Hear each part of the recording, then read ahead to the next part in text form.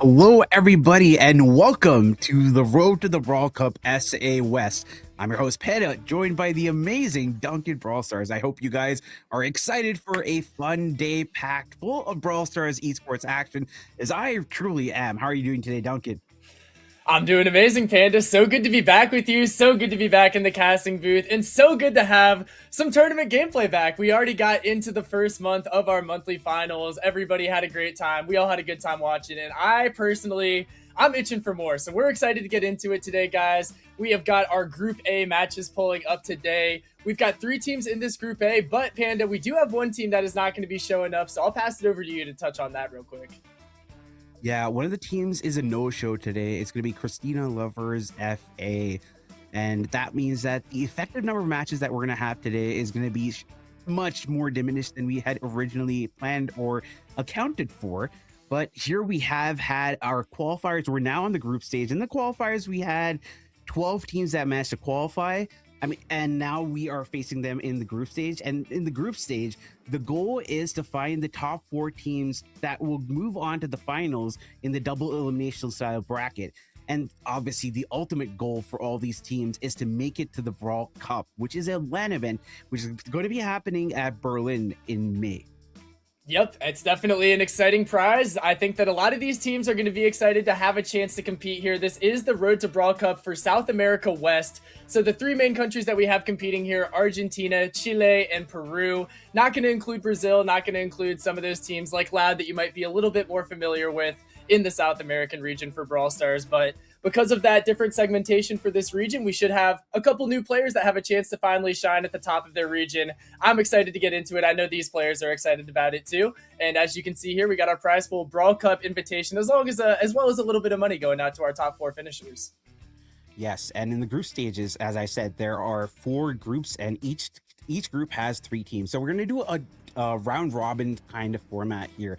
And as a result, today, instead of 6 matches, we're going to have a lot less matches. We have 3 teams here: Un Sueño Incompleto, Christina Lovers, FJC, FA. And unfortunately, since Christina Lovers here is a no-show, we are going to be skipping over those matches, and we're going to be playing the matches between Un Sueño Completo versus FJC, and they're going to replay that one again, I think. Yep, exactly. We're supposed to have each team playing each other team twice. Because of the Christina Lovers being a no-show, we'll have USI versus FJC, and then we'll have FJC versus USI. Is that the same matchup? Absolutely. But still, we've got 2 good matchups. These teams are going to get very, very familiar with each other. So excited to see which one comes out on top of Group A and earns that spot in the playoffs. Oh, yeah, for sure. And if you're not aware, as some people might not be, Un Sueño Completo have Todd, NZ Kai, and Gun. I believe Todd and Gun are from Chile, and Kai is from Peru. FJCFA have Fernando. I'm sorry, I'm butchering this. It's probably because it's too small. Okay, Fernando Alonso from Peru, and Jose Candioli. Candioti? Is it a T or yes. I? Ken Dioti. Okay, Jose Candioti from Peru and Coper from Peru. Sorry about that. I have butchered your names. We'll get better with the names as we keep on going through the days, guys. But yeah, we have our FJC is a full lineup from Peru. We got a little mix of Chile and Peru for Un Sueño Incompleto. But these 2 teams are going to be facing off twice today. So obviously, whoever wins that first match is going to have a massive advantage. I'm sure both of these teams know that. And they're going to come into the first game very, very prepared. Oh, yeah, for sure. I mean, this is definitely a very important tournament. And if the team is not showing up, then, you know, it's you only have 4 teams that are going to be making it past this group stage to the double elimination round. So despite the fact that Christina Lovers is a no-show, FJC or Un Sueño Completo have to win both the matches, or they have to get a better set score against the other. It is going to be a best of 5, best of 3 situation. So we're going to have best of 5 matches and best of 5 sets and best of 3 games to decide a set, to see which team is going to be dominating the other team, to figure out, you know, all of those things. But I don't believe that there are any brawler bans in this one or any map bans. I mean, we don't have map bans in this format, but we don't have any brawler bans which are globally banned in this tournament, at least for today. Yep. And like you mentioned, because we only have those two matches today with the Christina lovers being no-shows, the set scores are going to be even that much more important. For example, if FJC is going to win that first game in a 3-2 and then they lose the next game 1-3, then that would mean that Un Sueño and Completo would take the advantage there. So just something to keep in mind. Every single set is going to be that much more important with the tiebreakers that we have in play. Only one team can make it out of Group A, so they got to make sure that they're on their A game, not dropping any sets. There's really not that much room for error here today, Pan. Yeah, indeed. And I believe that the order of the sets is going to be Bounty, Heist, Knockout, Hot Zone, and Gem Grab. That's going to be the order.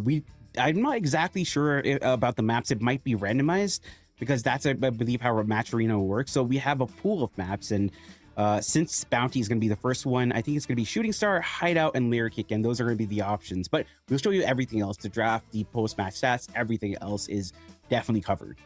Yep, and we got a lot of cool stats up here for the setup today, so definitely excited to dive into those after each and every game. Like you mentioned, those starting off on Bounty, it seems like those are kind of the 3 Bounty maps that everybody is overly familiar with at this time, so there should be no surprises coming out here. The one thing to take note of, though, is that South America in general, they do like to think outside of the box with their drafts. A region like EMEA is kind of known for being right on the meta most of the time. NA kind of more the same right there. But South America, they like to get a little bit freaky with the draft. So I'm really excited to see what we're going to be bringing out here. But it looks like we were incorrect about the game mode. Starting out, we're going to have Safe Zone. Our bans are in. We've got RT, Barry, Otis, Chuck, Pierce, and Angela banned out.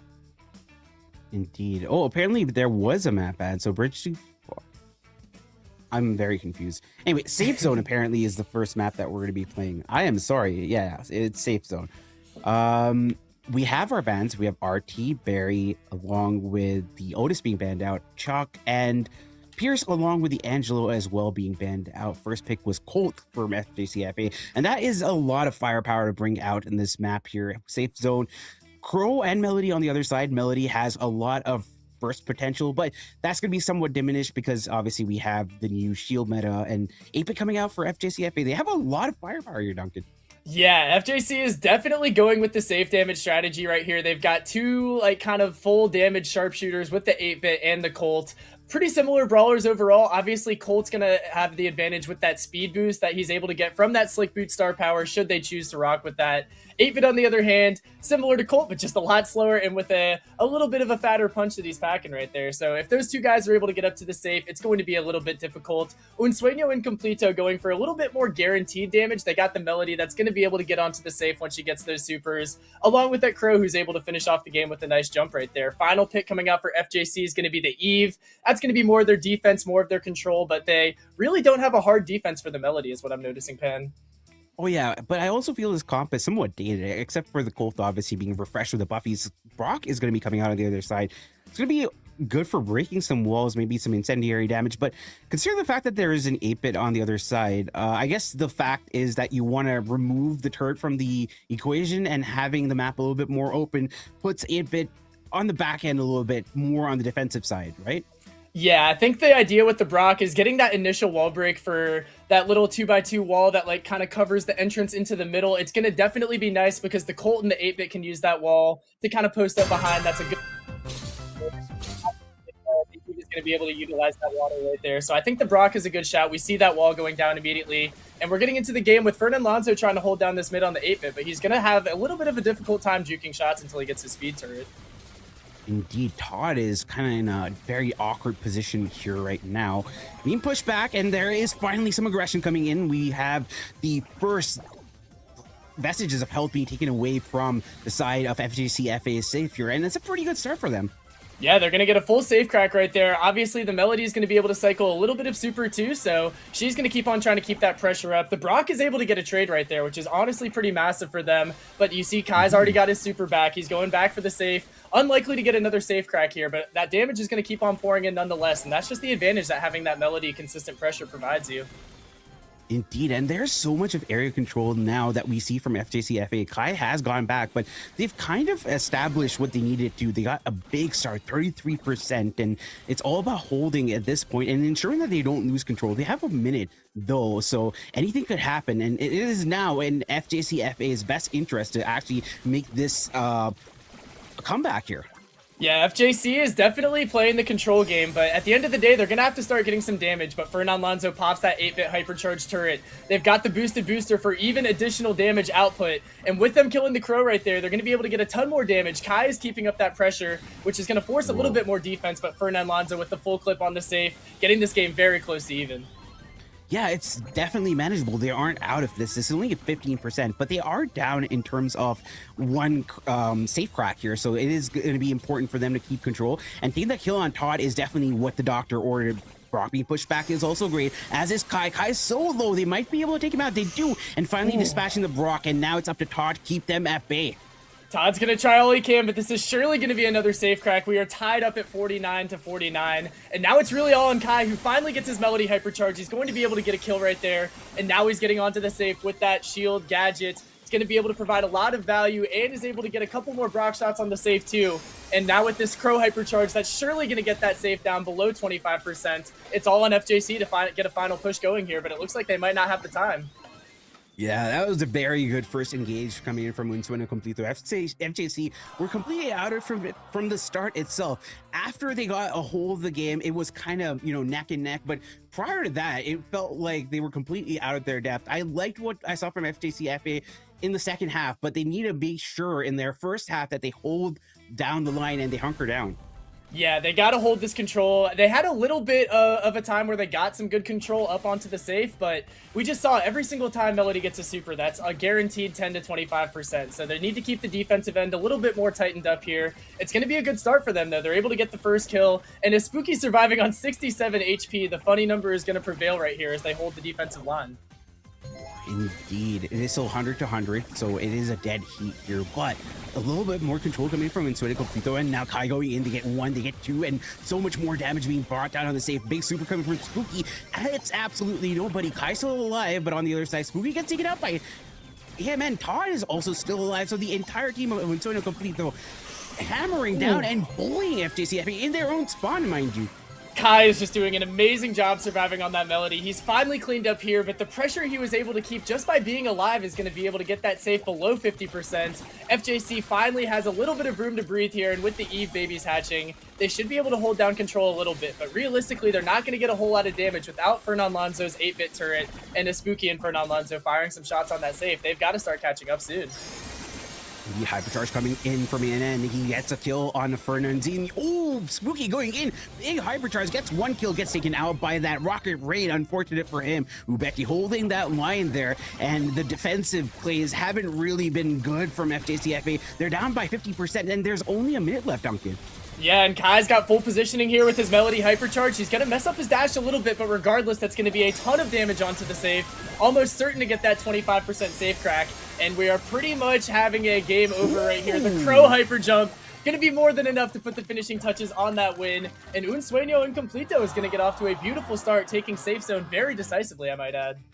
Yeah, muy caliente coming in from Todd there with that hypercharge. He timed it right at the point where the safe lost its invincibility. So that was perfect. That was style points there. They win just because of that. But beautiful set coming in from Unsueno Complito. And FJCFA, they had a better start in the first game, but in the second one, I felt like the game was much cleaner coming in from Unsueno Complito. Todd, Kai, Gun were all just firing on all cylinders. So great stuff coming in from them.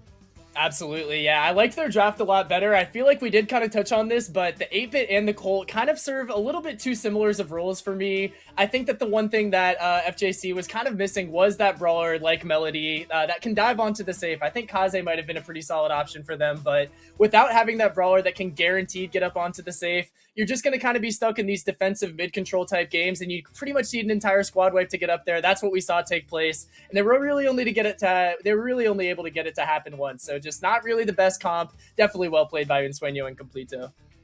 Yeah, and we finally have the match stats here. We have a lot of kills coming in from Spooky, along with Fernando Alonso, but the kills and the deaths are not definitely there. They lost a lot more lives, but at the end of the day, it is damage to the save. So all of these numbers don't actually matter for Heist, because at the end of the day, it's how many percentages you take the safe down, how many saves you kill, etc., right?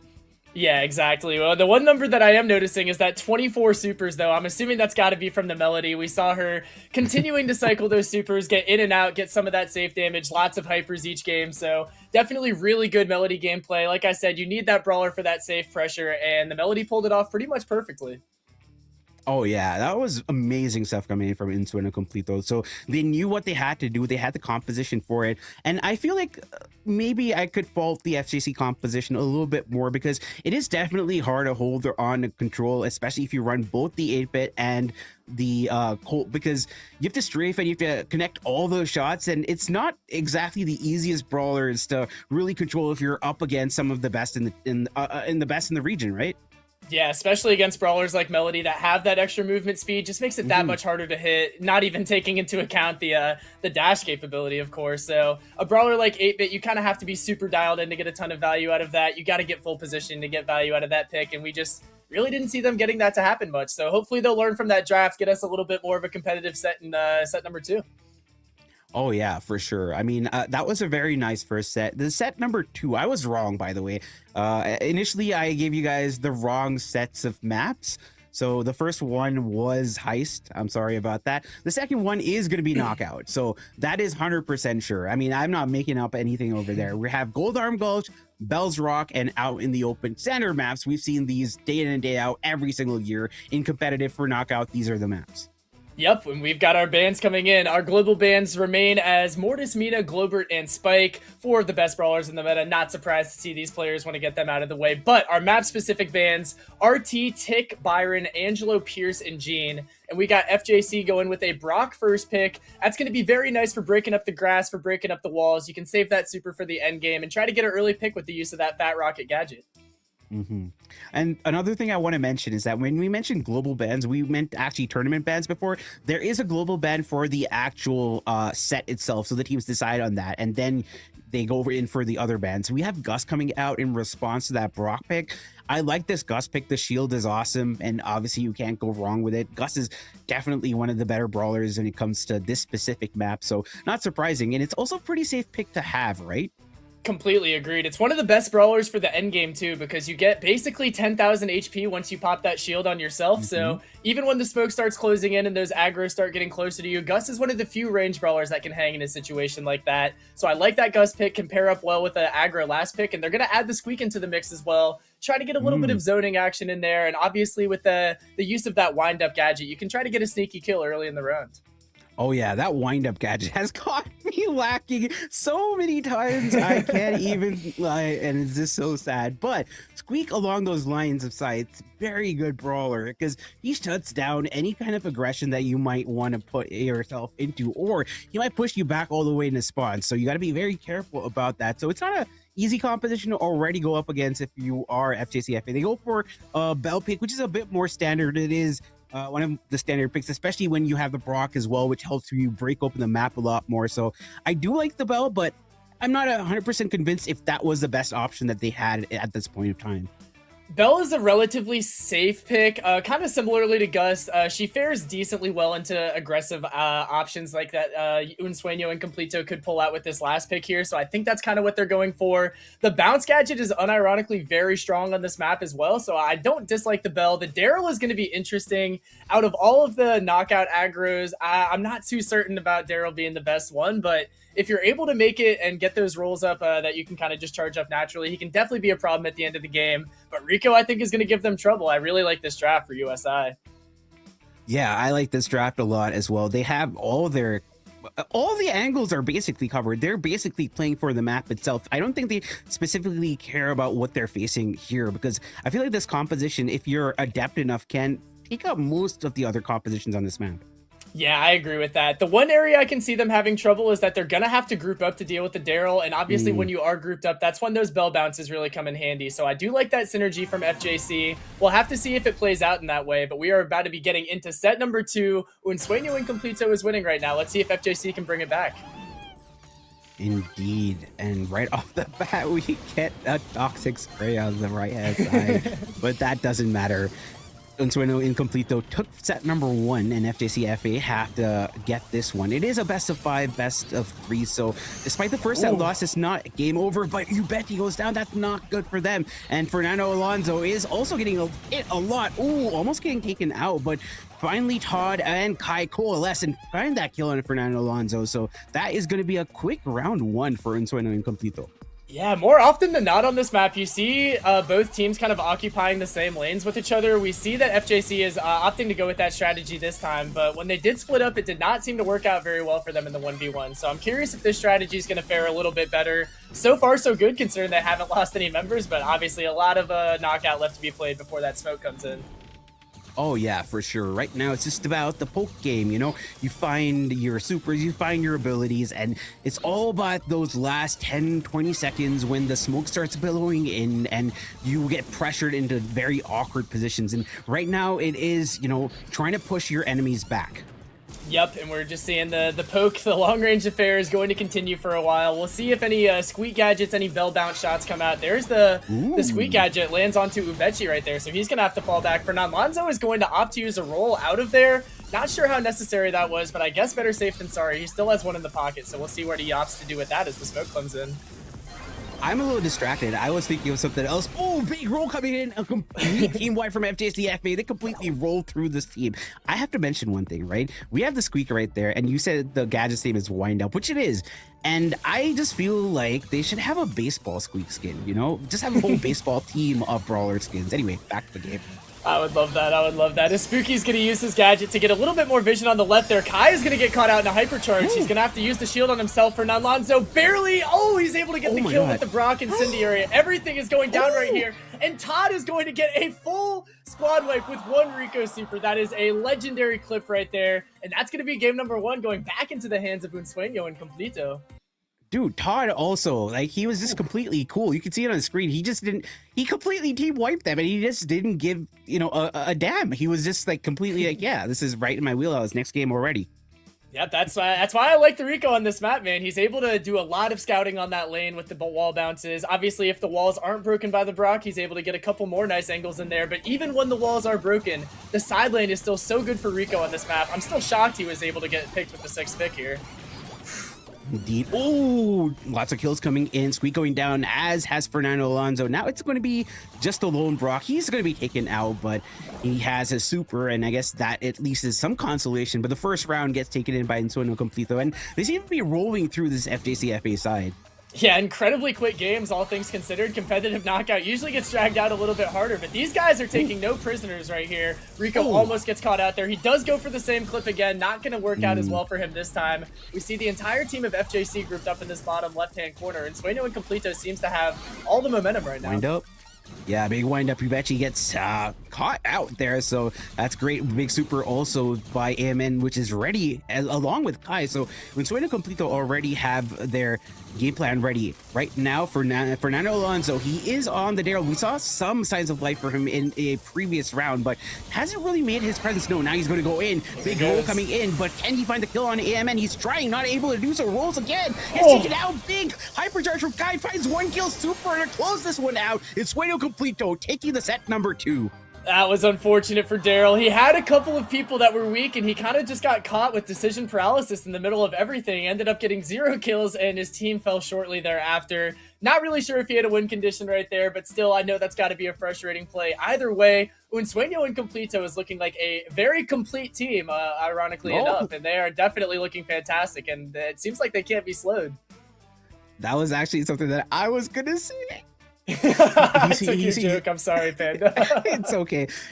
I mean, you are Dunk the Unk, right? Anyway, we're going to set number 3. Set number 2 was also great from Unsueno Completo. I feel like this is one of the stronger teams that we're seeing right now, in least in this group, and that's a very, very, you know, qualified statement considering the fact that we only see 2 teams right now. So. Unsueno Incompleto is looking like the team to beat in Group A. We're gonna have to see a lock-in of gigantic magnitude from FJC here if they're going to bring this back. Obviously, these 2 teams are going to have to run it back after this, but starting in a 0-3 would definitely be very bad for FJC, bad for the mental, bad for the standing. So they've got to lock in, and they've got to lock in now, Panda.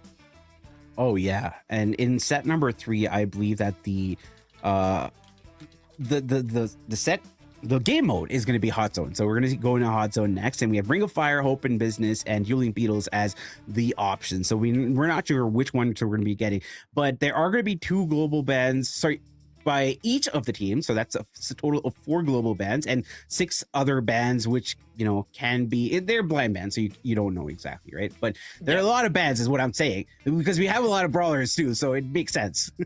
Yeah, and something to note from the first 2 games, we have seen a lot of ranged brawlers. The only short range brawlers we've seen so far, Melody and Daryl, kind of those dive type brawlers. But Hot Zone is a mode where you can get a little bit more meat on your bones. You can see Franks coming out. You can see stuff like Trunk is a pretty solid brawler nowadays. Obviously, like those mids are going to have a little bit more meat, like Poco Finks. So I'm expecting maybe the playstyle is going to be a little bit more in FJC's wheelhouse. They've got to hope that it is, because it seems like they haven't been able to hang at range so far.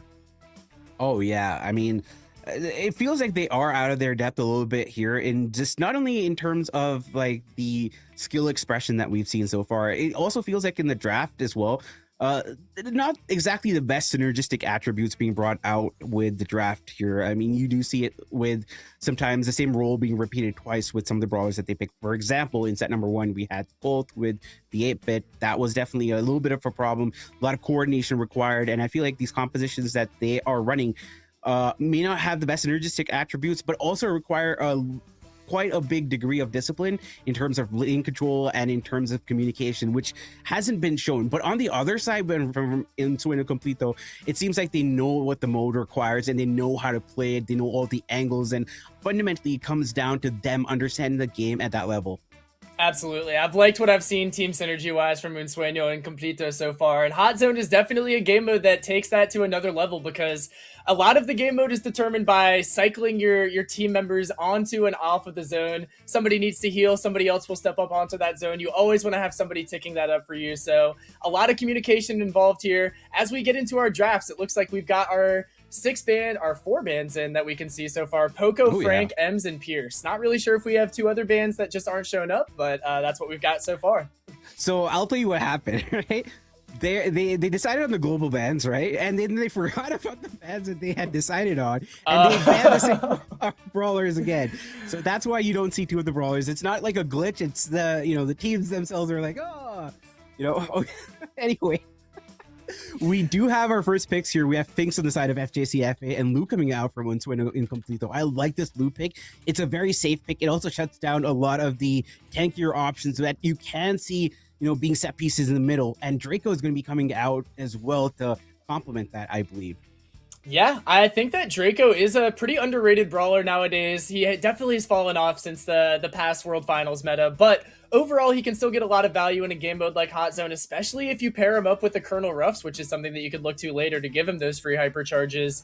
Overall though, our Finks versus Lou mid matchup, I do think that fares a little bit better for the Finks. Both of them have those supers that can cover up the zone and stall for your teammates, and it seems like they don't let that dog Draco combo, because FJC is going to be snatching that up. I think that's a wise choice, Pan. I think I like that too. And also, like, if you use Finks and you decide in this particular scenario that you don't want to use the teleport gadget, right?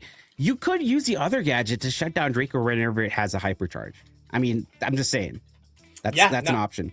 I don't think that's a bad idea at all. I definitely don't think that's a bad idea. We'll see what the FJC is going to go with their last pick here. They do have 2 mid-range control type brawlers, but with the fact that they have a Colonel Ruffs, I'm expecting them to pair it with a broken hypercharge brawler. Not really exactly what I saw coming, but it's going to be the Ashe coming out. I do think it's a good matchup into the Draco, so that's almost certainly why he's been picked. I like the draft.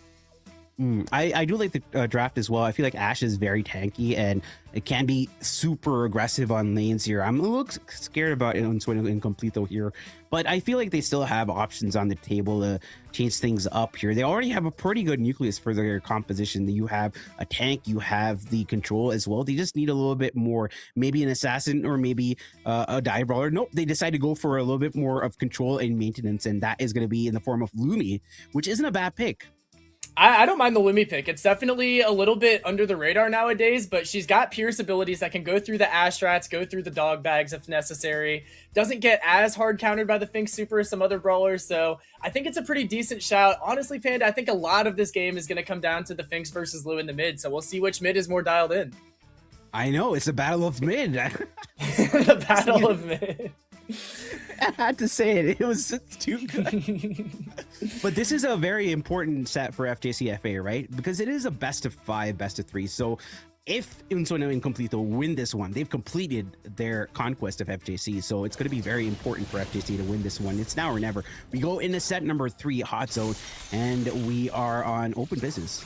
Yep, and USI is already getting off to a fantastic start. Looks like Todd is getting the better of his Spooky so far. Kai is doing a fantastic job zoning with that Lumi too, using those 2 projectiles simultaneously to keep people pinched with himself. Absolutely textbook Lumi gameplay so far. Full control for USI as we get started.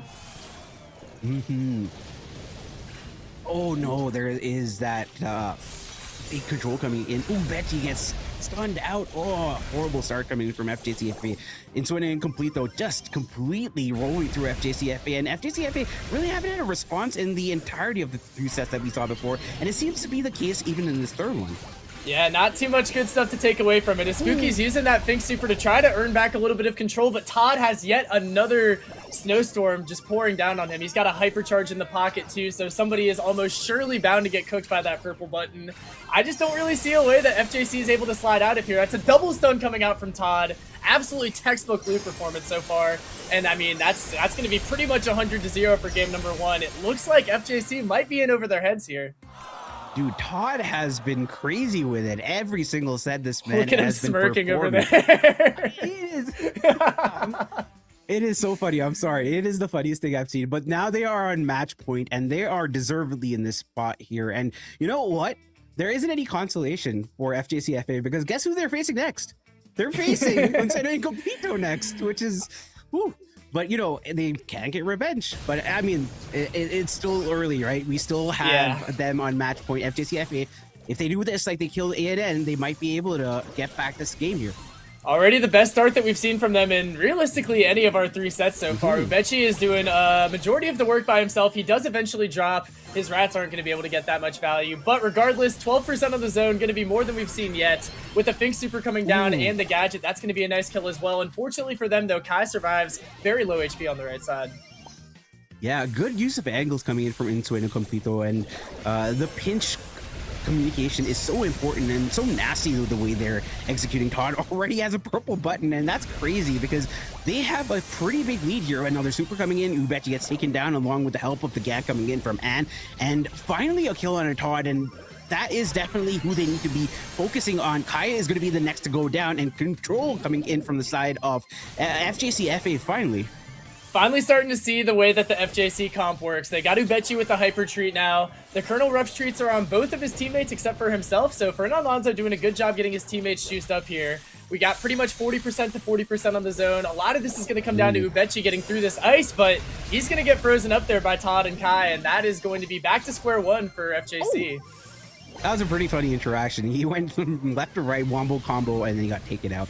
Anyway, there is going to be supers all around, but good start and control coming in from Unsueno Complete. They have about 37%. They are being pushed back just a little bit. Hypercharge coming in from Spooky as well, and he uses his gadget to get out of that situation. They have control, but the ice rink being in the mid allows for Todd to ensure that they don't get that point there. They've denied them for the entirety of the game, and the ice rink just seems to be denying them even more. Yeah, it's got to be frustrating for FJC. They get a little bit of control, and then just 10 seconds of ice on the zone is going to keep them from really doing much with it. But we've got some hypercharges being popped right now. Yet again, Todd has the entire zone covered. So whether or not they get these kills, they really can't get on the zone for any zone time. Fernando Alonso with a great kill right there, but it's going to be all for nothing. Unsueno and Completo pulls off another victory. That's going to be a 3-0 set victory. That was pretty decisive. Yeah, that was very decisive. I have to say, like, it is definitely on display that there is a disparity in the skill expression when it comes to both these teams. I'm not saying that FJCFA is bad by any means, but the way that we see Unsueno and Completo shows that it is a team which is seasoned. They know how to play competitive. They know how to play the map specifically. They use the angles to their advantage, and they push back the teams in situations where they don't really expect it. So they basically have a more, I guess, superior read of the game compared to the other team, which allows them and enables them to make decisions which would otherwise seem risky to the other team. So because of that and those insights, they're able to be a lot more aggressive in the right times and not just brazenly aggressive and getting taken out and losing the set, right? Yeah, I think I agree with everything you said there. It seems like Unsueño and Completo definitely has a little bit of a deeper knowledge for draft, and I feel like the synergy plays that we've seen coming out from them just on a little bit of another level for FJC. I mean, we saw the loose Hmm. supers were coming down at the perfect times in the perfect locations. There was almost no part of that game where Todd did not have a loose super either on the field or in the pocket. So pretty textbook as far as cycling the super goes. They were cycling on and off of the zone very well. And that's only just talking about hot zone. I mean, so far I've seen pretty perfect team plays from USI. Yeah, yeah. I mean, I feel like if you focus on what not to do, a lot of the times you end up doing what you should do and ought to do. And this was what happens when you scrim with a lot of teams and you improve your level of gameplay. So I mean, I would say that, you know, a lot of teams here are definitely teams which have established themselves. But if you want to be above and beyond, you need to look at your mistakes and internalize what was wrong with it. It's not just about your individual play. It's about how your individual misplays or plays actually affect your teammates and enables them to move up or maybe move back. So there are lots of things to think about. And this is where the analyst really helps out along with the coach. The analyst will help you with the draft and the coach will help you figure out the game sense to, you know, make those right opportune plays. Yeah, I definitely do not envy the position of FJC here because that was our first game completely 3-0 swept.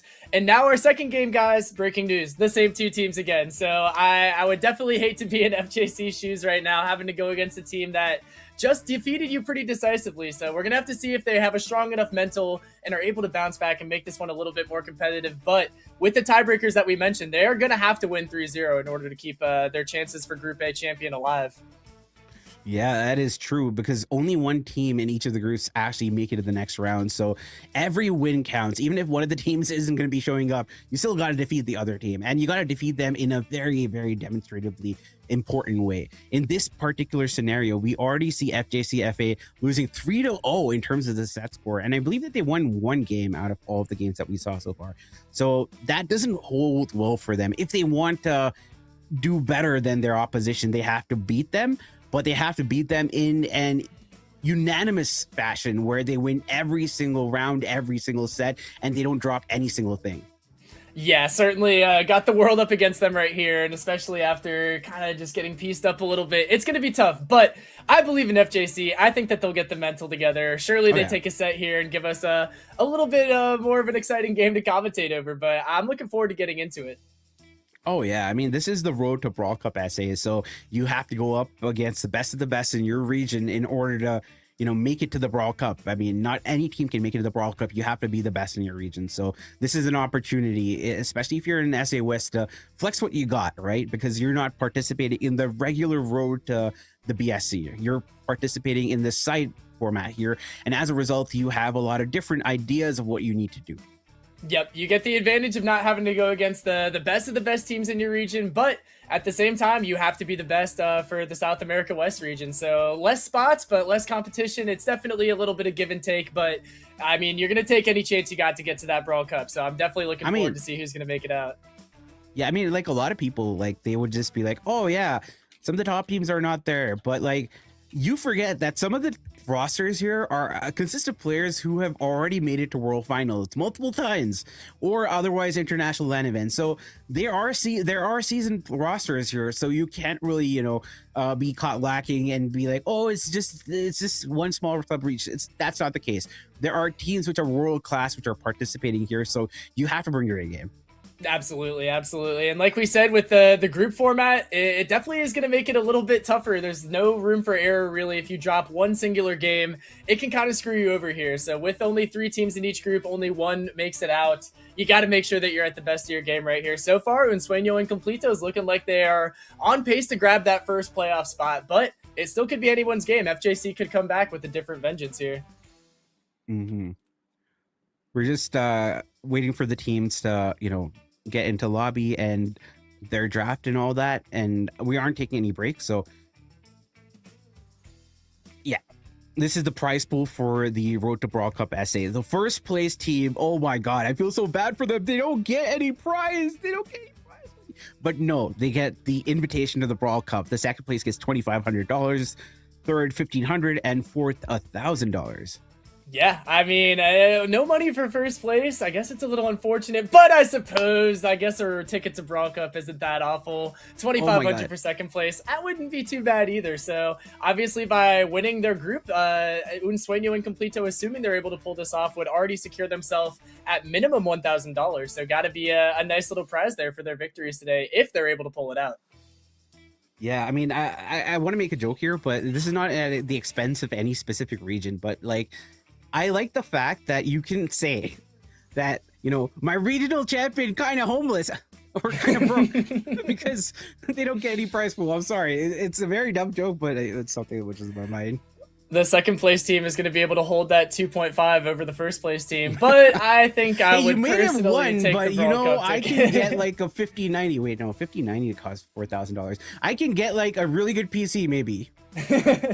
With the RAM prices, I'm playing. But yeah, no, definitely a lot to play for here. But of course, that Brawl Cup ticket gonna be the number one thing. So I mean, yeah. I'm already looking forward to Brawl Cup personally.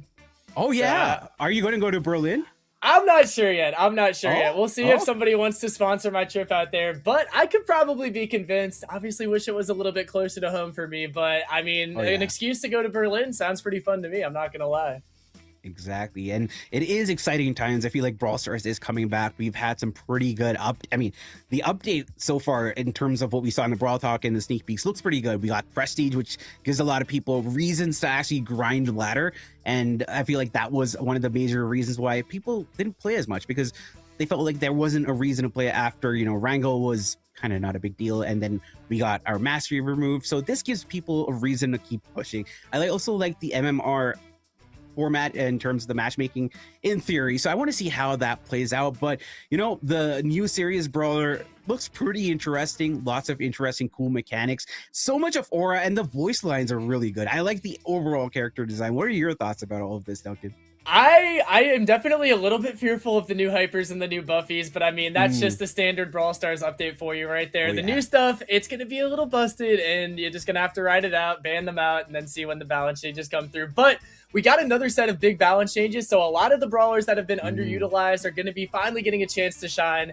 And then some of those brawlers who've been broken for a while, Frank, Ems, and Spike, for example, should be taking a little bit of a dive there. So I'm excited to have a little bit more of a competitive meta. Obviously, mixing things up every couple months is what Brawl Stars does best. So I'm very excited. Even without the new brawlers, I think there's a lot to be excited about. Oh yeah, and what's also interesting is that when we get the new buffies for some of the brawler kits, they do change them considerably because they do a rework of some of the abilities and whatnot. So that changes how the brawler is played. Also changes a lot of the interactions that you have. So what tends to happen, at least when we saw earlier, is that previously broken hypercharges, which made brawlers banned out in subsequent seasons, they weren't banned because there were new hypercharges which were busted, so you just didn't have an option but to get used to it, kind of. So we're gonna probably go through that churn for the next few, I guess, months or something like that. But it's gonna be interesting because every month's gonna bring a new, like, delectable dish to your table. So it's gonna be a fun time. I'm pretty excited for Brawl Stars.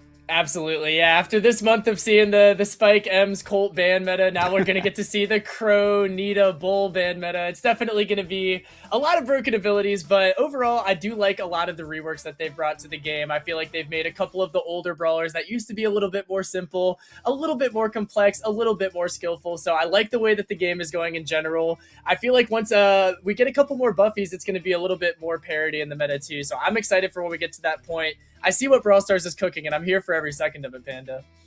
Oh yeah, for sure. I mean, I also like the new concept of how they do the brawler unlock specifically for series. I don't know if you're aware of this or not, but for series specifically, I believe that you have to win one battle with all of the brawlers, and that's one of the ways where you can unlock it. That's pretty interesting.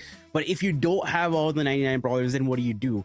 Well, I think that they still have the serious box event where you have to get 20 boxes in order to actually get serious. So you still have that option, and obviously they have, you know, random community events where they give those serious boxes as well. So a lot of different opportunities and chances to get serious. So I wouldn't fret too much, but it is interesting and exciting, and I'm interested to see how Nadia is also going to fare. I feel like she's going to be a lot more impressive than people think. I completely agree with you. Honestly, from the Brawl talk, I was a little bit more worried about Naja than I was about Sirius, just because of the fact that the shot is homing and has poison damage. I feel like is going to be a little bit toxic, like a Meeple Mm. Byron hybrid right there. So I think that she's going to be very strong, even though Sirius is getting a little bit more of the attention for now. Don't get it twisted, guys. I still think Sirius is going to be dummy broken. His main attack seems pretty decent, but obviously that Shadow Army is really where he's going to thrive. So very Oh yeah. curious how broken slash balanced that's going to be. I definitely have my fears, Panda.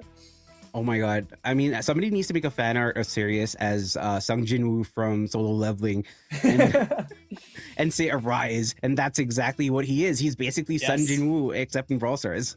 Yeah, and we know how good Sung Jin Woo was in solo leveling, so hopefully Sirius isn't that overpowered, but I would definitely be excited to play him. I think that him and Naja are both going to be pretty skillful once you get the hang of them, as long as they aren't too broken. I think they have high skill caps, so I think they'll be fun brawlers to master. Love the way that they look, love the voice lines and all that stuff, so I'm excited to see them into the game very soon.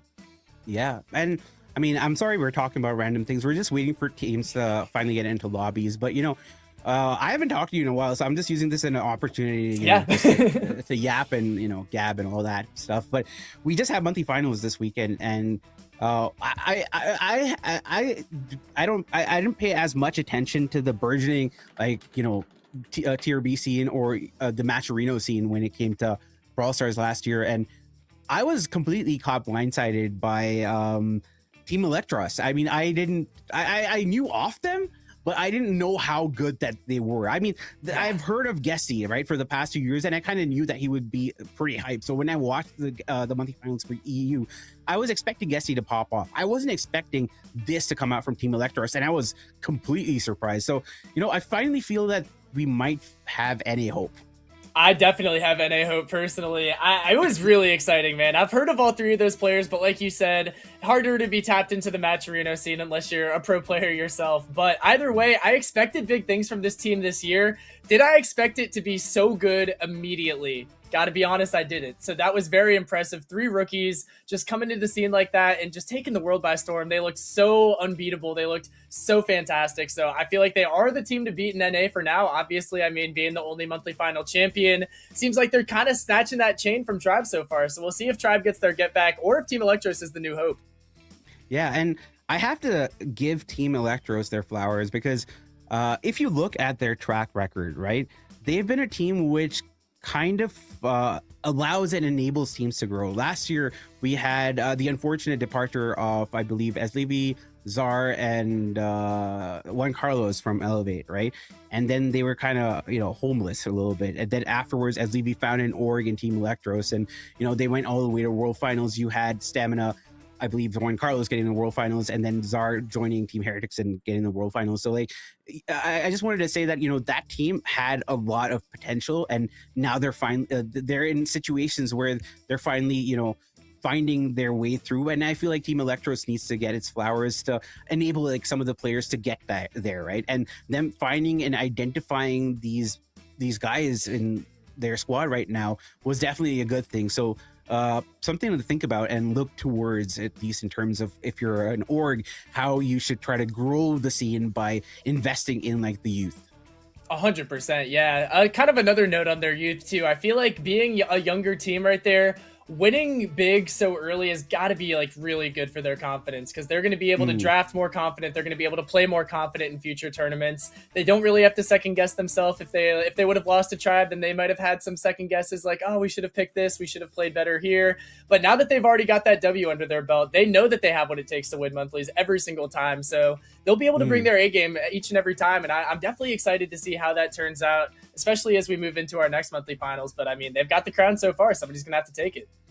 Yeah, and we also saw an upset coming out in South America. I mean, it was an upset to a lot of people, but the Eternal squad was comprised of ex-world champions, but I feel like a lot of people discounted them for whatever reason. It was nice to see Eternal also, another one of those orgs which invests heavily on, like, the small and upcoming players finally get the recognition that they deserve. So it's definitely a great thing to see all of this happen. Another org, it's not a small org, okay, by any means. Big Clan, GG, massive org, right? They have hundreds, millions in terms of footprint. But in terms of the team that they picked up, was a pretty small-ish team of, I mean, they had some well-known players, but they were smallish in terms of what they had achieved, right? So they bet on them and they managed to get this team to monthly finals. So I like these stories of teams kind of like betting on the young starts and like betting on the new generation, because sometimes you gotta go out with the old and in with the new, because you get new ideas in it.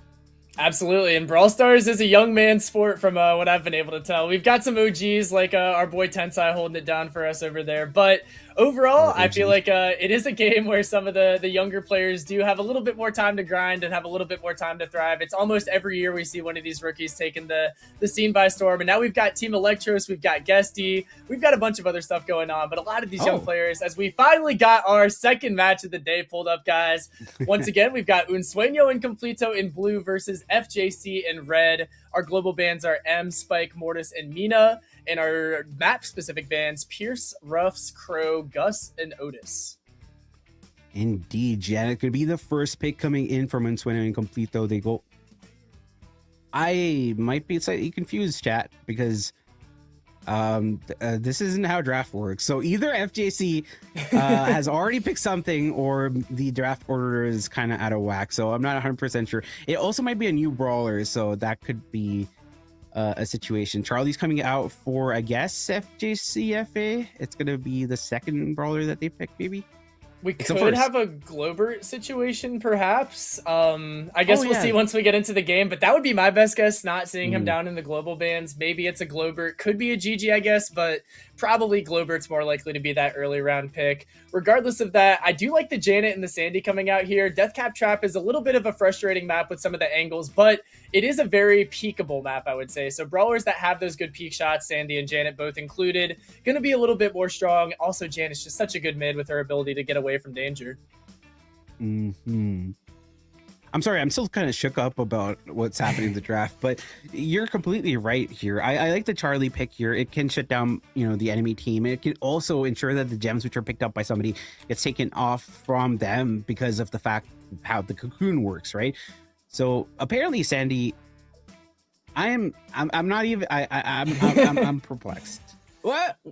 We will. I think we'll see once we get into the game, guys. But I'm a little bit lost here too. I guess we'll just wait for it to flow in here.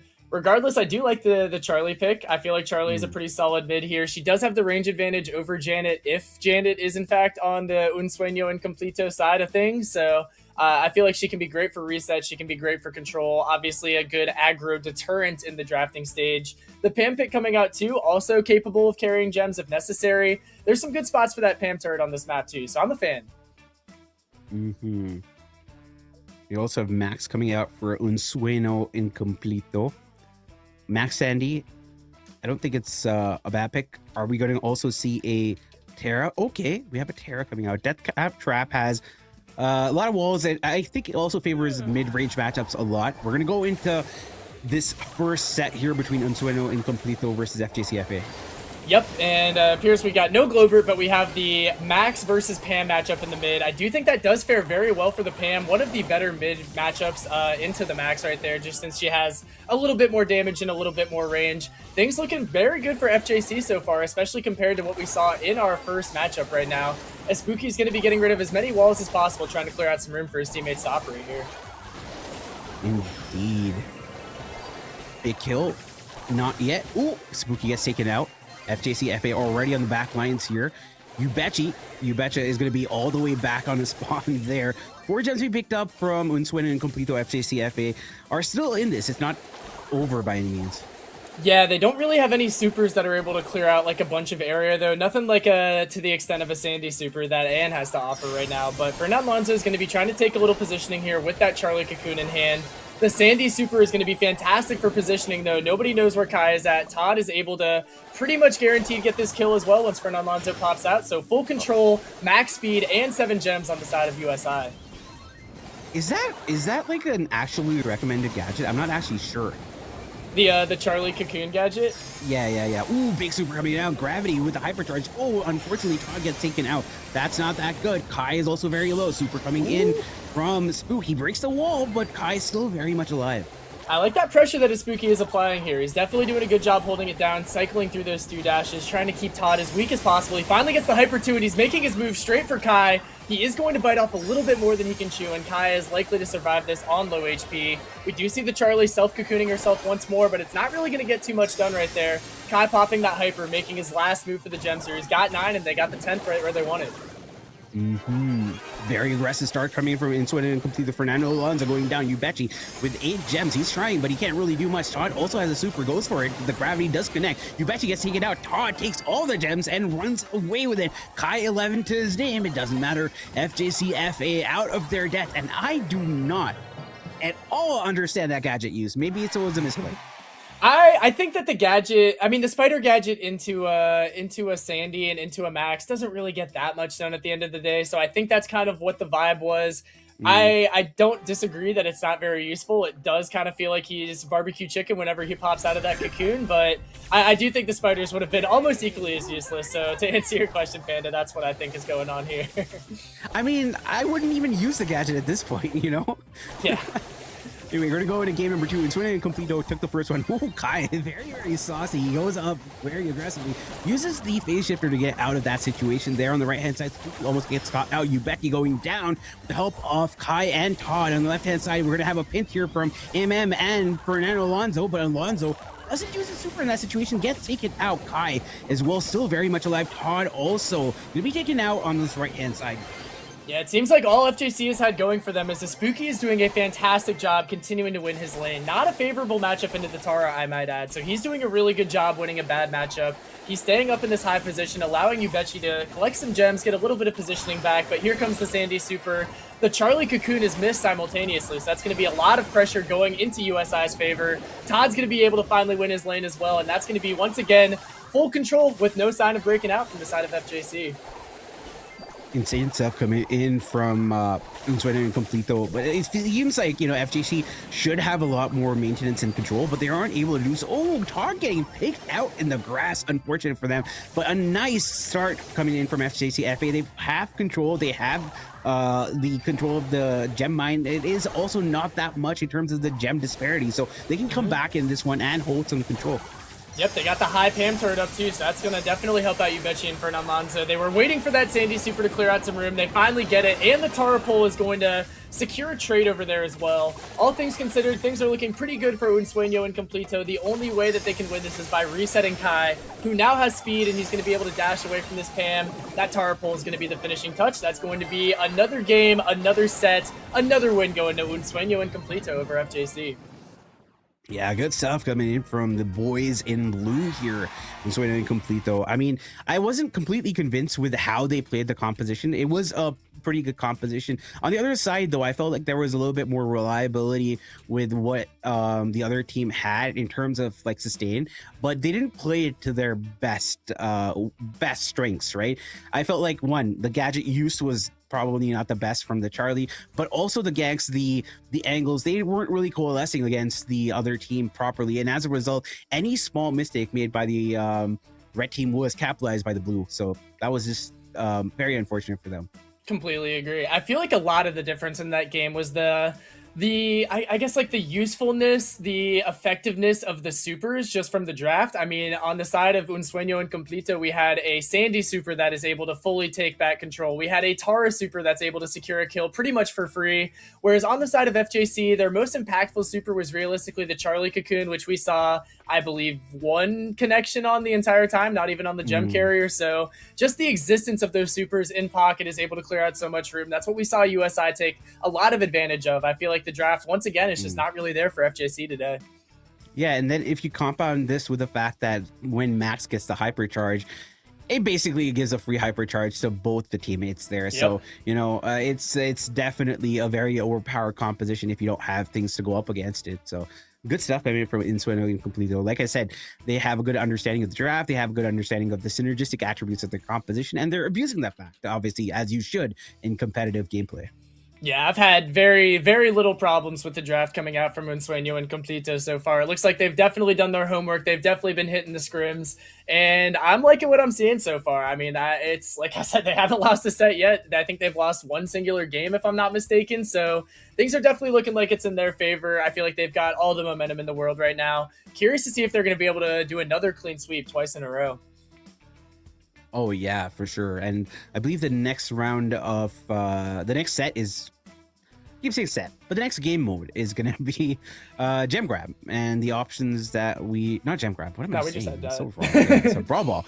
It's gonna be Super Beach, Pinhole Punt, and Sneaky Fields. Those are the three maps. Again, we've seen these maps basically from 2019 since esports was a competitive thing. So you're not gonna have any thing which is out of the ordinary. I think the only change that we've had in these years is the addition of unbreakable walls. That's the only difference. Yeah, the one thing I will speak on with Brawl Ball being our next game mode, though, I do feel like that does tend to even the playing field a little bit if you have like a lot of these draft diffs between two teams. Obviously, we've seen Unsueño and Completo pretty much win draft every single time, but Brawl Ball is a game mode where you can get a lot freaker with the drafts. You can see like Poco double tank, you can see like Speed double tank, you can see Healer double tank, like a lot of these cheesy comps that could try to potentially tip the scale in FJC's favor. We've got our bans coming through, though. It's going to be Pierce, Frank, Crow, Shelly, Kenji, and Pierce yet again, with that first pick being the max. Oh, yeah, for sure. And this is going to be a very easy, a safe, comfortable pick coming in from Unsueño Completo. I don't think you can go specifically wrong with this max pick. Poison Willow coming out from FJCFA. That is an interesting pick here. Obviously, you can use a Hex, but I feel like this is a pretty stale strategy. I haven't seen Willow being brought out as much in competitive as of late, so I'm not 100% sure if this is the strat, but it is an early pick here. Yeah, it's not a bad thrower map, and if you're going to go with a thrower early, you want to go with either that Willow or that Larry, who has a little bit more defensive capabilities. Should the other team go Assassin, they've already got that max, so maybe they're preparing for like max tank, max Assassin. I think that's the reason that they want the mind control in addition to the thrower. Overall, though, I do feel like it is a bit early. I kind of agree with you on that. And the Charlie pick coming out again, I just don't really think this map is built super great for Charlie. I think that Charlie is basically to de-incentivize like the tanky or assassin type picks, because if they jump into Charlie's face, you can use the cocoon. But that's like supposing a lot of different scenarios, right? That is assuming like you've been diffing your opponents, but that has not been the case. Cordelius coming out on the other side from Unsueño and Completo. I like the Cordelius pick a lot. It has a lot of different ideas that you could go for, especially since it can also shut down the Willow's Hex with its own super. So like there are lots of different small little minor interactions to think about, but Cordelius, a pretty strong pick. I like the Cordelius a lot. It kind of pre-counters out any aggro that FJC could pull out here, as well as you've got the jump gadget to be able to potentially counter out the Willow. Here comes the aggro pick that we were all expecting, though. It's going to be a Shade coming out from Unsueño and Completo, and that's going to be countered out by the Stew from FJC. So overall, we got a little bit more speed and HP on the side of Unsueño and Completo. If I'm being honest, I do like their draft better. I think I've said that for 5 sets in a row now, but we'll see if FJC's got what it takes to maybe get a cheeky couple of Willow goals with that mind control and steal this game from Unsueño. Yeah, I mean, that could be a play, but I think that the Shade might have a pretty interesting game here, especially if the wall breaks are going to be things here. The Shade really will. Unsueño Completo took the first one. FJC. Yep, and we're going to have Todd manning the Cordelius, immediately going with that jump. I know I mentioned it could be used for the Willow, but I didn't think he was going to do it that fast. Regardless, they get a kill. He is going to take a Spooky to the realm, but that's going to be short-lived as he dies down from the Willow damage. The dive is going to keep Willow alive a little bit longer, and Kai might have had a goal there if he didn't get caught up on that wall panda. Oh, I know exactly what happens sometimes. Your fingers get a little bit sweaty and then you miss the flick that you need. Oh man, I hate when that happens. Todd going down there. But I feel like that was probably heartbreak for Unsueño and Completo. FJCFA lots more control than I had originally anticipated. Yeah, that was definitely a big mistake coming out from Kai right there. Whether or not it's his fault, it's going to be a lot of positioning on the side of FJC, but that Shade Super is going to be enough to trade at the very least. It is in fact going to be a trade. Uvechi cleans up in the middle though, and now we've just got the Max holding it down on the defensive side, but that's going to bait out another Willow gadget regardless of getting that kill. Indeed, Yubeshi still has this super to hand, has a hypercharge as well. Kai with his own, but they have the ball control, which is exactly what you want in this situation. And there is that super coming in from Kai. He gets X'd by the Willow, doesn't get taken out. There's a kill on top, that's huge, and goes down. And finally, Kai, complete team wipe coming in from FJCFA and Swin and Completo finally do concede.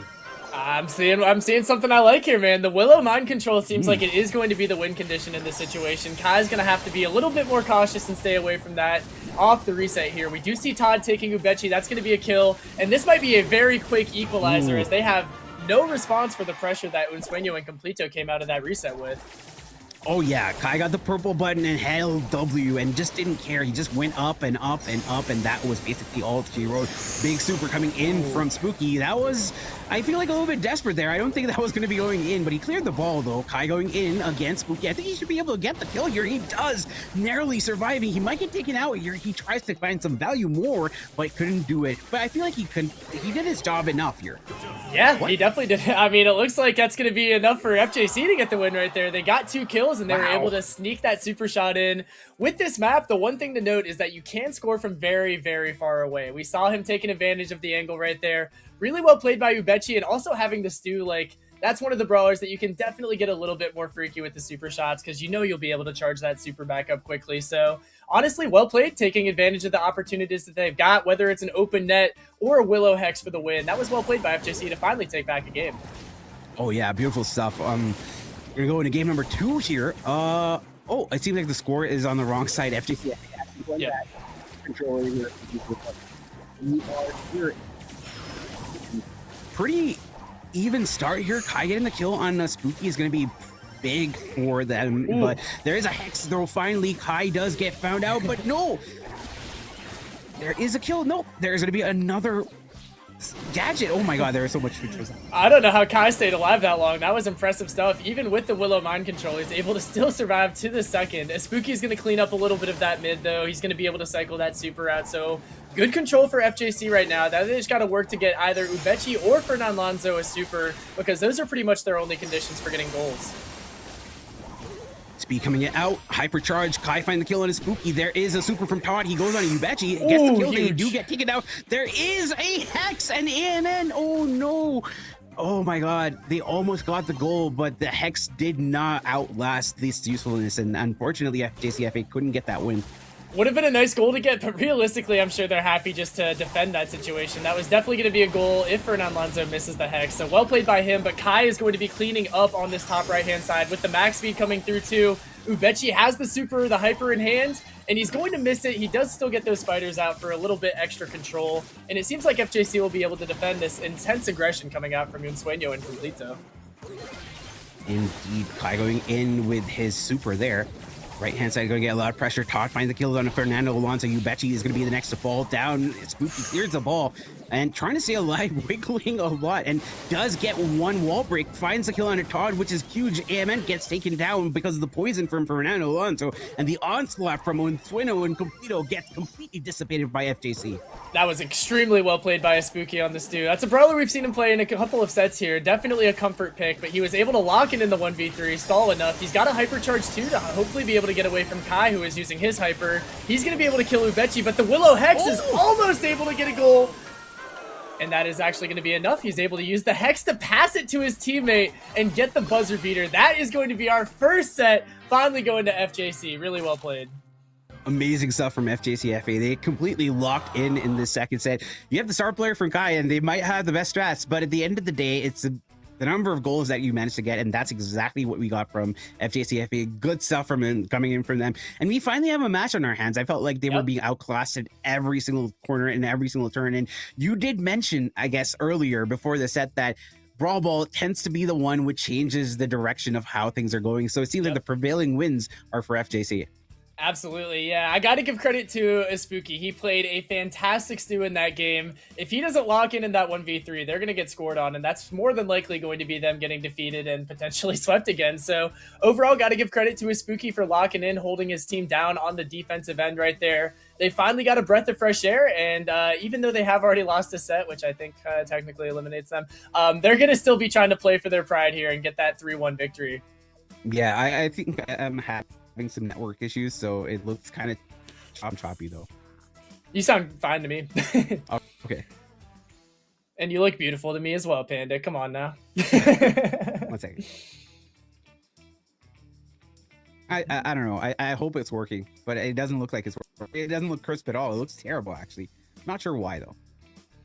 A little bit, but do you know what game mode we got coming up next, Panda? Yeah, I should probably do my job. We have Bounty, which is going to be Shooting Star, Hideout, and Layer Cake. Got you. So we'll have Bounty coming in next. Like I said, with the Brawl Ball, it is a little bit more of a playing field evener. That's definitely a better way to say that, but you guys know what I mean by that. Bounty, on the other hand, a little bit more skill-based. So I would definitely be looking for Unsueño and Completo to lock in with yet another winning draft and try to outrange their opponents in whatever bounty map that we might see come up here. Going to be a very important draft. We have not seen FJC do the best in drafts so far, but they were able to sneak out a win in Brawl Ball with the Willow Hexes and the Stu lock-in. So we'll see if they're able to get a similar comp that can actually get them a little bit of an advantage in the bounty. Oh yeah, Bounty is a specific game mode which requires a lot of discipline when it comes to lane and control. So you have to be consistent and I guess ever present in how you're playing this one, and you can't really lose what you're doing in your goal. But like, I feel like that applies to all sets. So I'm just saying stuff for saying stuff. Yeah, the truth. Hey, but fair. I mean, you didn't say any lies though. You did not say any lies. I'm curious which map we're gonna get because there's a couple differences between some of these maps. Layer Cake specifically is one of the maps where aggros are a little bit more acceptable. We've seen picks like Shade, Daryl, Kaze, Ali the Alligator be very, very impactful on those maps. Not really brawlers you can bring out on necessarily Shooting Star or what's the other map? Dry Season's the one I was thinking of. So curious which map we get. If it's going to be a purely long-range affair, then the draft is definitely going to be very important. Something I'd be keeping our eye on in the draft is which teams, if any, are going to take aggros. Are these teams going to play a ranged affair with like their Pipers, Bells, Brocks, or is it going to be a little bit more aggressive with stuff like Kaze, stuff like Ollie, stuff like Ali? So very curious to see if FJC is going to try to get a little bit aggro here, try to catch their opponents lacking. Yeah, I mean, Brawl Stars has evolved so much in terms of how the gameplay has changed and how which strategy you decide to you go into different games and game modes, because things have changed over the players don't play the same way that they used to be played, and that's simply the he crumbles. You have to change with how the meta changes. And what I like about Bounty in terms of the meta is that the viability of a lot of different comps has changed, right? You could only run more or less long-range compositions with some turnaround potential, but now you have so much more variety. It gives you a little bit more of a buffet in terms of what you want to see. A lot of people are like, why does Brawl Stars have so many characters? But I feel like when you have so many these hyper-specific niches, that allows explore what you want to do in the game and allows you to have a lot of different strategies that you can bring to them. It's evidenced by a huge selection of brawler options for maps such as Layer Cake and Hideout, for example. Yep, it seems like we are going to have the most ranged map in the entire ranked rotation, though. We're going to have Shooting Star for our draft here for our set 3 in our match 2 between Unsueño and Completo and FJC. Our bans are going to be Angelo, Pierce, Jean, Charlie, Melody, and Byron. So we see a lot of those range brawlers, specifically Pierce, Byron, Angelo getting banned out of here, as well as a couple of aggros. I guess they do not want to see the Melody out here. That Kaze first pick is going to be very interesting, though, Pan. One thing I got to mention with her, she pretty much gets the blue star for free. So I think that's why USI is going to take her first. They want to be able to dictate the pace of this game. Oh, yeah. And I like this Nani pick coming in from the other side. I feel like Nani has fallen off a little bit in terms of what you could, but I feel like if a Kaze tries to, find you, I feel like a Nani super might just be a little bit of a scary option to go up against. Yeah, it's going to be tough for Nani to consistently hit shots on Kaze, but if she's able to, it obviously packs a pretty big punch, able to two-shot most of the brawlers that are viable in the bounty meta. Kaze is another brawler who's really good for an end-of-the-game push, so as well as getting that blue star for the early game lead, you can also use that fan super to kind of condense the vision that the other team has when you're making your final push, or you can use that dash super to try to catch a weaker brawler out. We're going to see the Gus coming out for FJC to pair a little bit more range and HP, and then the RT is going to be the pick for Unsueño. Ooh, I like this RT pick, especially in the dying seconds. If you manage to get your hypercharge, Yep. then it's basically game over on either side, really. If you have the lead and the other team tries to come in and you have that covered, or if you're trying to be a little bit aggressive here. So, but I like the fact that Gus is on the other side, denying Unsuin and Completo that little bit of, sustained and survivability, and 8-bit coming out for Unsuin and Completo. That's a pretty interesting option. I think that is to de-incentivize any kind of tankier option from FJCFA. I think you hit the nail on the head right there, but seeing two pretty big boxy boys with the RT and the 8-bit, two of the squarest brawlers in the game pairing up on the same team. I mean, they both got a lot of range and a lot of HP, so I feel like they're going to be able to tank a lot of Nani heads. The Nani head's really not going to be able to kill anybody in this matchup. Either way, though, I'm not a huge fan of the 8-bit. I think with a couple of good gray long pulls, a couple of good Nani shots, they might be able to take advantage of this. We're going to go in game number 1 of set number 3. 1 apiece to Unsuin and Completo and FJCFA. So this is a very important set because it definitely gives you momentum going into the last set if you are going to win this one. So it's an important one. Yeah, we see the strategy taking place so far. Kai obviously getting that blue star, but even with the lead, they're going to keep up a lot of pressure right here. Fernand Lonzo is quite weak right now. We're going to see Kai getting a little bit greedy trying to get some of those tickles in, but he's going to be quite weak, has to fall back. And Todd is going to be tasked with taking up some of the space right here. He's doing a good job hitting a good amount of RT shots. Super coming in from You Bet. He finds a mark on an AMN, but the thing is, like I said, 8-bit just... Sorry, not 8, but Nani just doesn't have that much of explosive power like it used to in the past. And the kill on Fernando Alonso is just going to add insult to injury as Unsuin and Completo increase that gap. Yep, something to note too is there's not a single one person that FJC is going to be able to kill to get this lead back, since Todd has 3 but not the blue, and Kai has the blue but not 3 stars. So they're going to be in a great spot to hold this lead right now. The pull is going to connect from a Spooky onto Kai, but we're seeing the Kaze super and the RT super online. That's going to make it so hard for FJC to push in. Indeed, but they're doing a pretty good job in Unsuin and Completo to push back FJCFA. Oh, that was a very aggressive super, but it's unfortunate that he's not going to get that value to get the kill on Yubechi, because he almost would have gotten it if he was able to stay alive. It's still a lead though for Unsuin and Completo. Big hypercharge coming in from Fernando Alonso. He gets the kill on a dot. That's massive. And there's a shift. FJCFA with 20. Huge momentum shift. Those were 2 back-to-back massive misplays. Kai up way too high and aggressive. Todd, it looks like he just stopped moving for a second there. He does have his RT hyper though, and if there is one hyper that can solo win you a game, it's this RT one. But it looks like for whatever reason the attack just didn't work. That was interesting to see. Either way, the defense is going to hold strong for FJC. Not sure what happened to that RT hyper, but it's not going to be enough to win them the game. FJC is making a riveting comeback right now. Did he use his super, then use the gadget and use the super again? Potentially. I really don't know. I saw the hypercharge like bullets for like 2 seconds and then they just went away and he stopped moving. So that was a weird sight to see for sure, but that was their win condition at the end of the game. They needed that RT hyper to push in and it just was not there for them.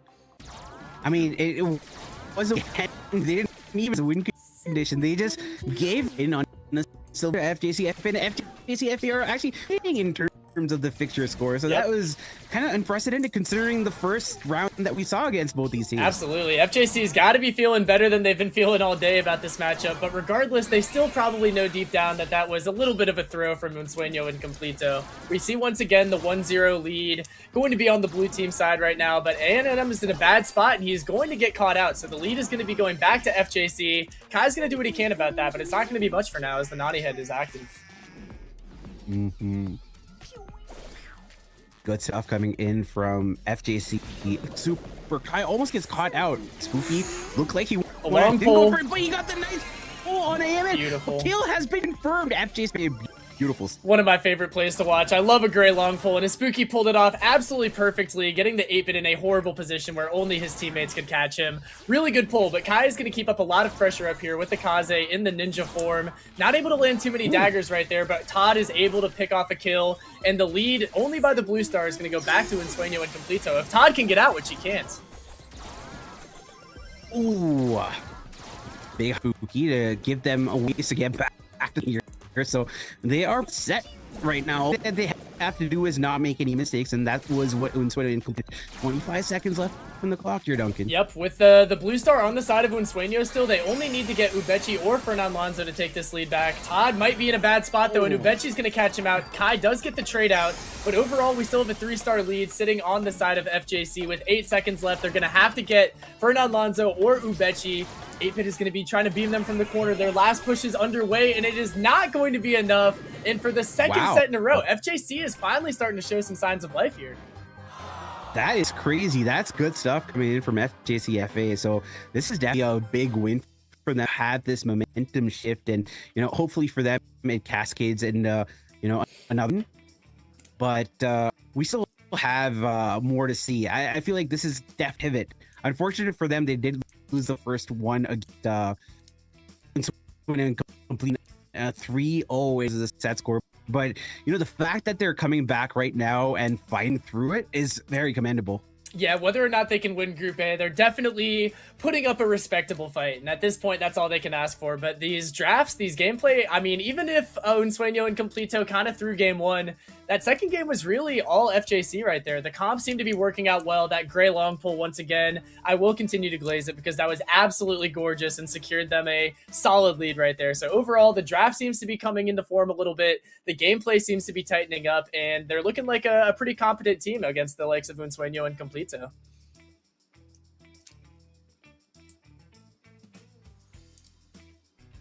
Of the underdog team, I would like to say, come back, show us because this is why we do competitive. This is why we have these third-party tournaments, because unless we did, we wouldn't get to see some of these more these down more reputable. Right?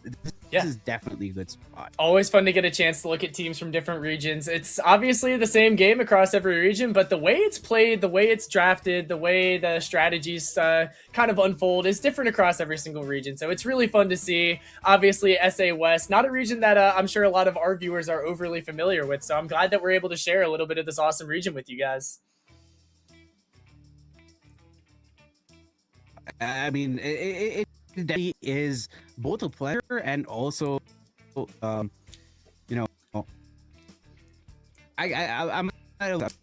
sorry. Oh, good, man.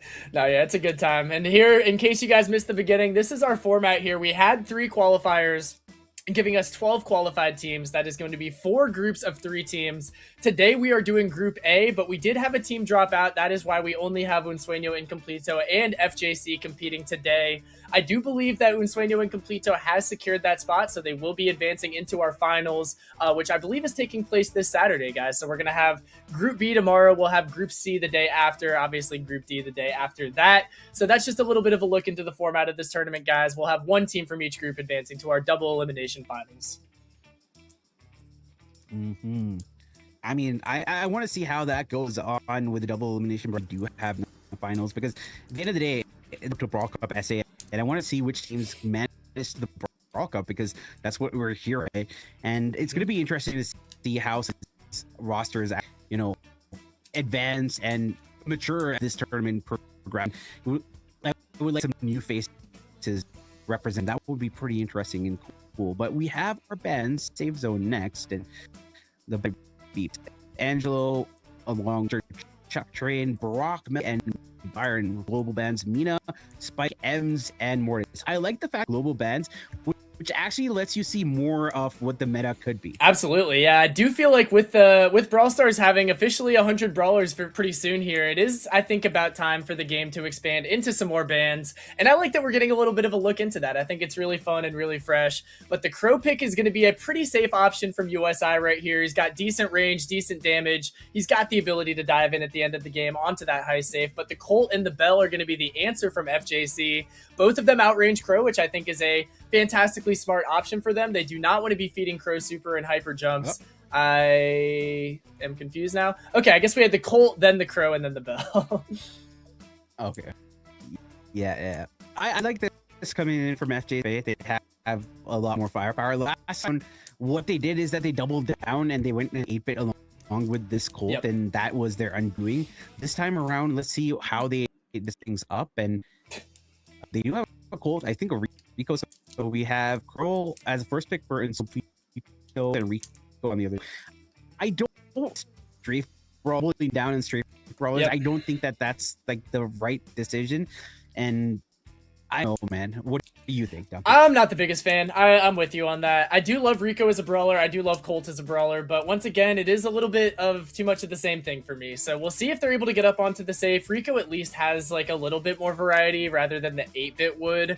And if you're able to get that Rico in position, it can be definitely really tough to get him out. But getting him up there is going to be the hard part, especially when they're going to have to defend from this constant pressure that Miko is going to have to offer. Indeed.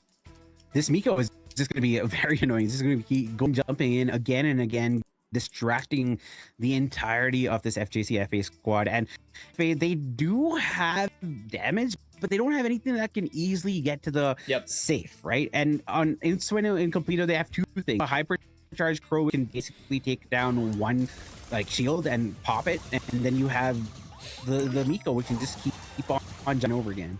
Yeah, this is the exact same problem that we saw in the first matchup between these two teams on Heist. Unsueño and Completo got so much free damage from the Melody diving in. Now they replaced that with a Miko, and once again, FJC have no dive brawler. So curious to see how that works out. They are going to be able to clean up the Miko, but that used a Rico gadget and a Rico super, and you really just can't afford to use that much utility every time unless they're able to hold this position down. They already got that first crack. Yeah, they did get the first crack. They are also able to put down a lot more. Now we see the Miko on the safe. The Miko didn't actually get any interaction, which is unfortunate. But just like that, they have managed to crack that safe. But on the side, though, FJCF made their own work. Yeah, some beautiful defense from Fernan Lonzo, but either way, Unsueño and Completo are going to be able to hold this position. Spooky, like I said, if he gets in position, he's going to be tough to get out, and that seems like what's going on in the bottom left-hand side of the map. But the Miko's got another free reign up here. Either way, that blue safe is ticking down to almost 10%, and it seems like with that hypercharge, that is going to be another win for FJC. When it rains at Force Panda, they have not lost in a while now.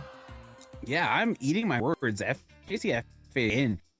Like from strength to strength, they're in match point. So they won, I mean, 2.5 in the draw. They just need one more, and then they finally get their revenge. You know, we see Swin and Completo saying no.